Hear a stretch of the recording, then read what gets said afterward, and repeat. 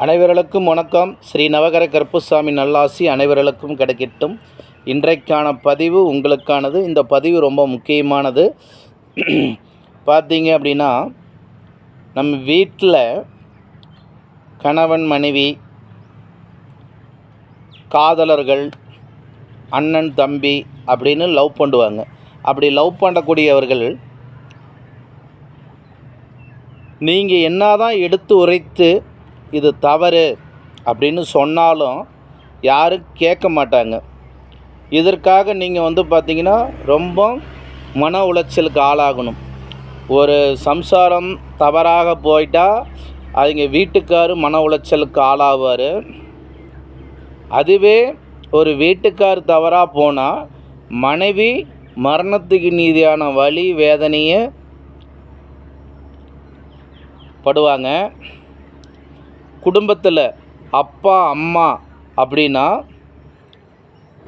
பிள்ளைங்க தப்பு பண்ணி போயிடுச்சு, லவ் பண்ணுறாங்க, நல்லா 18 வயசு வரைக்கும் அந்த பொண்ணுக்கு தேவையானதையெல்லாம் பார்த்து செஞ்சு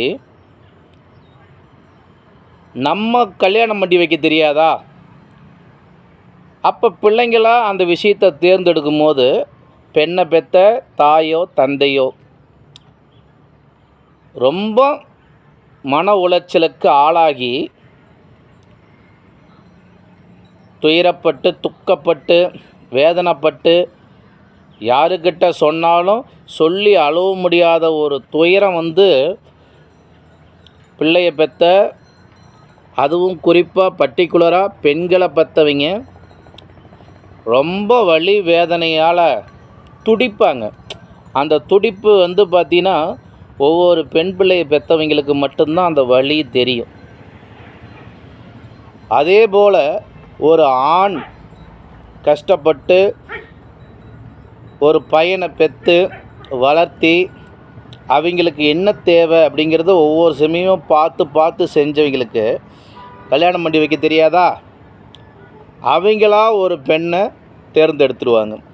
தேர்ந்தெடுத்து இந்த பிள்ளையை தான் நான் கட்டிக்குவேன் அப்படின்னு சொல்லி அப்பா அம்மா கிட்ட சண்டை பண்ணுவாங்க, எதிர்ப்பாங்க. அவங்களும் எவ்வளவோ வேதனைகள், சொல்ல முடியாத துயரத்தில் இருப்பாங்க. இதையெல்லாம் நம்ம எப்படி சரி பண்ணுறது? நம்ம பிள்ளைங்க ஒரு அளவுக்கு மேலே ஒரு விஷயத்தை சொன்னோம் அப்படின்னா கேட்க மாட்டாங்க. கேட்குற வயசில் கேட்பாங்க. நம்மளுக்கு மீறிக்கிட்டாங்க, வளர்த்த கடை மாரில் முட்டும். பிள்ளைய வளர்த்தி பாம்புக்கு எப்படி பாலை வார்த்த மாதிரியோ அது எப்படி நம்மளுக்கிட்ட கொத்துறதுக்கு சீருமோ அது மாதிரி நம்ம பிள்ளைங்க நம்மக்கிட்ட சீருவாங்க. நம்ம கணவன்மார் அப்படி சீருவாங்க, நம்ம பொண்டாட்டி அப்படி சீருவாங்க. அப்போ என்னப்பா அது பண்ணுறது? நான் எத்தனை கோயில் குளங்கள் போய் பார்த்தேன், ஒன்றும் முடியலையே. இதை எப்படி தான் மாற்றுறது?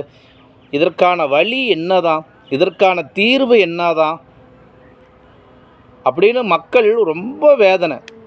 சரி, எங்கேயாச்சும் போய் ஏதாச்சும் ஒன்று பண்ணி பிள்ளைங்களை சரி பண்ணிடலாமா அப்படின்னு அங்கே எங்கேயாச்சும் போனாலும் அங்கேயும் நம்ம நேரத்துக்கு அது எதுவும் நடக்க மாட்டேங்குதே அப்படின்னு ரொம்ப துயரப்படுறீங்க. இந்த துயரத்தால் அவங்க பாதி உயிர் போகுதோ இல்லையோ உங்களுக்கு போகிற மாதிரியான சூழ்நிலைகள் ஏற்பட்டுருது. அதனால் அவங்களுக்கெல்லாம் இன்றைக்கி ஒரு அற்புதமான பரிகாரம். அரச மரம் அப்படின்னா அந்த மரத்தில் ஏகப்பட்ட விஷயங்கள் இருக்குது. அந்த மரத்தில் கீழ்ப்பகுதி பிரம்மா, நடுப்பகுதி விஷ்ணு, மேல் பகுதி சிவன். அப்போ இந்த 3 பேர் இங்கே இருக்கும்போது சரஸ்வதி, மகாலட்சுமி, பராசக்தி 3 பேருமே அந்த மரத்தில் ஆல்ரெடி வந்துடுவாங்க. விநாயகர் எதுக்கு அரச மரத்தடியில் இருக்கிறாரு? அப்போ விநாயகர் வந்துட்டாவே எந்த ஒரு செயல் செய்கிறதுக்கு முன்னாடி பிள்ளையார் சுழி போட்டு செயல் எதுவும் தொடங்கணும். அப்போ அந்த விநாயகர் பெருமானும் அந்த அரச மரத்தில் அதனால் வாசம் செய்கிறார். அதனால தான் அவர் அரச மரத்துக்கடியில் அவரை வைக்கிறது. அப்போ விநாயகப் பெருமான் வந்துட்டாவே நவகிரகங்கள் 9மே தானாக வந்து அங்கே நின்றோம். அதுக்கு அடுத்தது முக்கோடி தேவர்கள், முனிவர்கள், ரிஷிகள், ஞானிகள் அனைவருமே அந்த அரச மரத்தில் வாசம் செய்கிறாங்க. அந்த அரச மரத்தோடைய இலைகளுடைய விஷயத்தை பார்த்தாவே உங்களுக்கு தெரியும். இந்த தும்பிக்கை மாதிரி இது வந்து பார்த்திங்கன்னா விநாயகருடைய முழு அம்சம். இந்த இலைகள், இந்த இலையை பறிக்கிறதுக்கு முன்னாடி அங்கே விளக்கு போட்டு, விநாயக பெருமானே, முக்கோடி தேவர்களே, மும்மூர்த்திகளே, மும்மூர்த்தி தேவிகளே, என்னுடைய குடும்பம் சிரமத்தில் இருக்குது, அந்த சிரமத்திலேருந்து நான் வெளியே வரணும், அதற்கு எனக்கு ஒரு எளிமையான தீர்வு கிடைக்கிறதுக்கு ஒரு சாமி சொல்லியிருக்கிறாரு, அதுக்காக நான் அதை வந்து பறிச்சுக்கிறேன், இந்த காரியம் எனக்கு சக்ஸஸ் ஆகணும்னு சொல்லிட்டு அந்த அரச மரத்தோடைய இலையை பிச்சிக்குங்க. அது பிக்கும் போது பார்த்திங்கன்னா பால் வரும். ஏன்னா பால் அப்படின்னா நம்ம ஒவ்வொருத்தரும் குழந்தையாக பிறக்கும் போதும் நமக்கு அன்னை பால் ஊற்றுறா, வளரும் போதும் பால் குடிக்கிறோம், இறந்ததுக்கப்புறமும் கடைசியாக நமக்கு பால் ஊற்றுறாங்க. அதுபோல் இதுவும் ஒரு பால் உள்ள மரம். இந்த பால் உள்ள மரத்தை பறித்து இதில் பாருங்கள், குமரவேல் அப்படிங்கிற பெயர், அவங்க இருவரும் பிரிய வேண்டும். கீழே பாருங்கள், சத்யா பிரிய வேண்டும், இவர்கள் பிரிய வேண்டும் அப்படின்னு இது மாதிரி நீங்கள் எழுதிக்கிங்க. எழுதிட்டு இதை வந்து பார்த்திங்கன்னா பெரியாண்டிச்சி அப்படிங்கிற ஒரு பெண் பார்த்திங்கன்னா மல்லாண்டு படுத்திருப்பாங்க. மாசாணி அம்மன்னு சொல்லுவாங்க, பெரியாண்டிச்சின்னு சொல்லுவாங்க. அந்த அம்மா வந்து பார்த்திங்கன்னா சுடுகாட்டில், ஏரி பகுதியில், இந்த மாதிரி இடத்துல அவங்க இருப்பாங்க. அந்த இடத்துல அந்த அம்மாவுடைய பாதம் இருக்குது பார்த்திங்களா, அந்த பாதத்தை கீழே மண் இருக்கும். அந்த மண்ணில் இங்கே பாருங்கள், இந்த காம்பு பகுதி தெற்கையும் இந்த நுனி பகுதி வடக்கையும் இருக்கணும். அப்படி வச்சு இது மேலே அப்படியே லைட்டாக அந்த அம்மாவுடைய மண்ணை அள்ளி போட்டுருங்க. அதுக்கு மேலே ஒரு பூசணிக்காய் அதை ரெண்டாக அரிஞ்சு அதில் பார்த்திங்கன்னா இழுப்பெண்ணெய் நல்லெண்ணெய் வச்சு, ஆண்டவா இந்த கோரிக்கைக்காக வந்திருக்கிறேன், என்னுடைய கணவர் என்னை விட்டு வேறு பெண்ணோடு பேசிக்கிட்டு இருக்கிறாரு, அதனால் அந்த பெண்ணு பிரிஞ்சு போயிடணும் அப்படின்னு விளக்கு போடுங்க.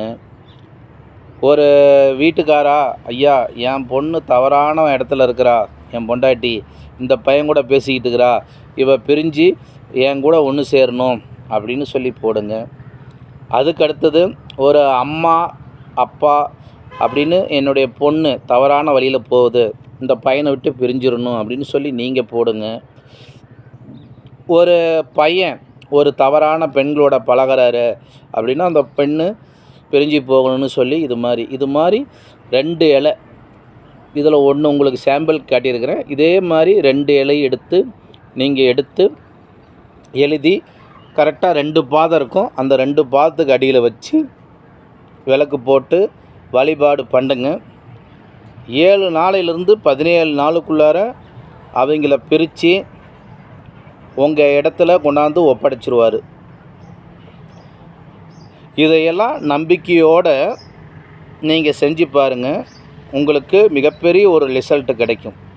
இன்னும் அரச மரத்துக்கு பணத்தோடைய வசியம் இருக்குது, குழந்தைங்கள் வசியம் இருக்குது, செல்வத்துக்கான வசியம் இருக்குது, தொழில் வசியம் இருக்குது, குடும்ப வசியம் இருக்குது. இதில் வந்து அரச இலையில் வச்சு இன்னும் நிறையா விஷயங்களை சாதிக்கலாம். இது கொஞ்சம் ஷார்ட்டாக உங்களுக்கெல்லாம் கொடுக்கணுமேங்கிறதுக்காக கொடுத்துருக்குறேன்.